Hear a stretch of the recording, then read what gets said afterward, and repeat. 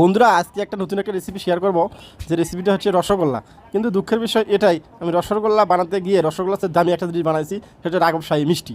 আর এই মিষ্টির ভিডিওটা তোমরা দেখো মনোযোগ সহকারে, আশা করি আমার খুব ভালো লাগবে। তোমরা নিজেরা বানাতে পারবা, নিজেরা খাইতে পারবা, কোনো ভেজাল নাই, একবার নির্ভেজাল একটা জিনিস। এই ফুটন্ত পানির মধ্যে চিনি দিছম, চিনি দেওয়ার পরে তার মধ্যে কী দিলাম মই তেজপাতা দিলাম, দারুচিনি দিলাম, একটু সাদা এলাচ দিলাম। সাদা এলাচ দেওয়ার পরে পানিগুলো ফুটতেছিল, তখন মই কী করছম জানন? তখন মই করছম কি, ওই যে তোমার যে ইয়েগুলো আছে না নি, ওই যে শরাগুলো, এই শরা সবগুলো বেগিন দিছি।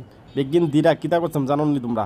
ইতারে আমরা ভালো করে জ্বালাইছি, বুঝেন না? জ্বালা করে জ্বালানোর পর ওটার মধ্যে আবার দিছম হচ্ছে একটু পাউডার দুধ।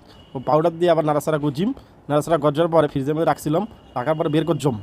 বের করার পর মুই দেখলুম যেটা হলো সেটা হচ্ছে ফাইন একটা কী আছে পারে, রাঘব শাহী মিষ্টি, কেউ কয় বরফি, কেউ কয় সন্দেশ, তোমরা যাই কম না কেন, মোক কিন্তু খাইতে খুব বেশ ভালো লাগছম।